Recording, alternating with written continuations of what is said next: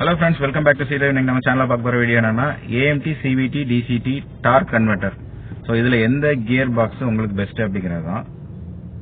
So நீங்க புதுசா car வாங்க போறீங்கன்னா ஷோரூமுக்கு போனதும் சேல்ஸ் எக்ஸிகியூட்டிவ் கண்டிப்பா ஒரு क्वेश्चन கேட்பாரு. சார் உங்களுக்கு மேனுவல் வேணுமா ஆட்டோமேட்டிக் வேணுமான்னு கேட்பாங்க. நீங்க ஆட்டோமேட்டிக்னு சொன்ன உடனே AMT இருக்குது, CVT இருக்குது, DCT இருக்குது, டார்க் கன்வெர்ட்டர் இருக்குது அப்படின்னு சொல்ல ஆரம்பிச்சிருவாங்க. சோ அந்த கன்ஃபியூஷன் உங்களுக்கு இருந்ததுன்னா கண்டிப்பா அந்த வீடியோ ஃபுல்லா பாருங்க.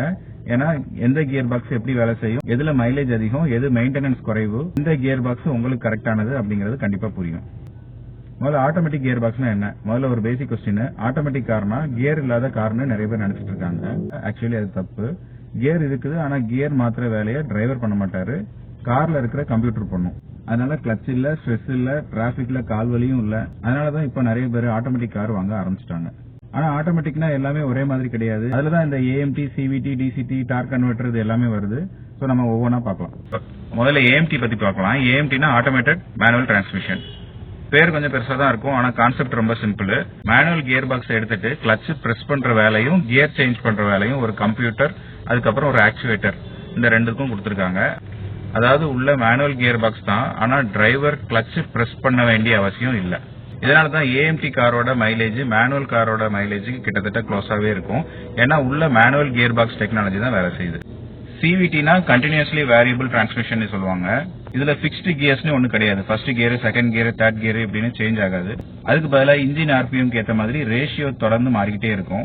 ஒரு சைக்கிள் கியரை நினைச்சுக்கோங்க. நீங்க வேகமா போகும்போது செயின் பொசிஷன் மாறி ரைடிங் ஸ்மூத்தா எப்படி மாறுதோ அதே மாதிரிதான் CVTயும் கண்டினியூஸா ரேஷியோ சேஞ்ச் பண்ணிக்கிட்டே இருக்கும். இதனால கியர் சேஞ்ச் ஆகிற ஃபீல் நமக்கு தெரியவே தெரியாது. அதனாலதான் சிட்டி டிராபிக்ல CVT ஓட்டுறது ரொம்ப கம்ஃபர்டபுளா இருக்கும். ஆனா ஒரு விஷயம், ஆக்சிலரேட்டரை நீங்க ஃபுல்லா பிரஸ் பண்ணும்போது இன்ஜின் சவுண்ட் முதல்ல ஜாஸ்தி ஆகும், கார் கொஞ்சம் டிலேயா ஸ்பீட் எடுக்கும். இதைத்தான் ரப்பர் பேண்ட் எஃபெக்ட்னு சொல்லுவாங்க. இது ஆக்சுவலா ப்ராப்ளம் கிடையாது. CVTயோட கேரக்டரே இதுதான். DCT அப்படின்னா டுவெல் கிளட்ச் டிரான்ஸ்மிஷன் சொல்லுவாங்க. சோ பேர்லயே கிளட்ச் ரெண்டு இருக்குன்னு உங்களுக்கு புரியும் கண்டிப்பா. ஒரு கிளட்ச் ஆட் கியர்ஸ் எல்லாம் ஹேண்டில் பண்ணும், இன்னொரு கிளட்ச் ஈவன் கியர்ஸ் எல்லாம் ஹேண்டில் பண்ணும். அதாவது ஆட் கியர்ஸ்னா 1 3 5, ஈவன் கியர்ஸ்னா 2 4 6. அப்ப என்ன அட்வான்டேஜ்னா, கார் செகண்ட் கியர்ல போயிட்டு இருந்துச்சுன்னா தேர்ட் கியர் ஏற்கனவே ரெடியா இருக்கும். அதனால கியர் சேஞ்ச் ஆகிற நேரம் மில்லி செகண்ட்ஸ் மட்டும்தான்.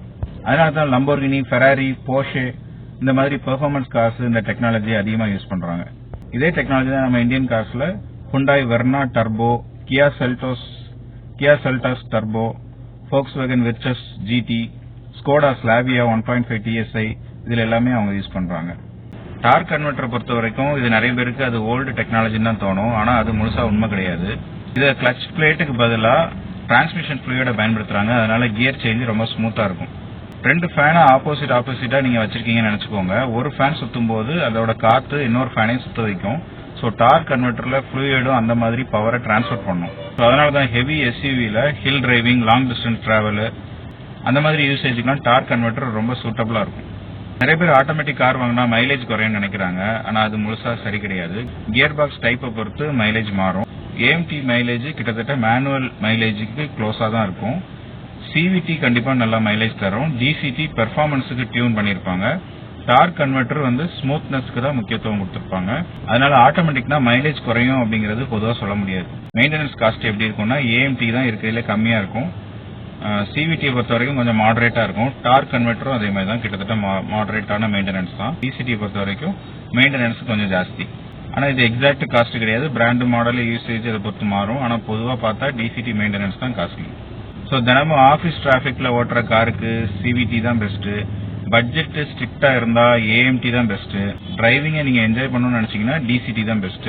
10ல இருந்து 15 வருஷம் ரிலையபிளா நீங்க வச்சுக்கணும் அப்படின்னு நினைச்சீங்கன்னா டார்க் கன்வெர்ட்டர் ஆட்டோமேட்டிக் தான் கன்சிடர் பண்ணணும். ஓகே ஃப்ரெண்ட்ஸ், இந்த வீடியோ பிடிச்சிருந்ததுன்னா லைக் பண்ணுங்க, சேனலை சப்ஸ்கிரைப் பண்ணுங்க. நான் மீண்டும் அடுத்த ஒரு நல்ல வீடியோல உங்களை சந்திக்கிறேன். Till then.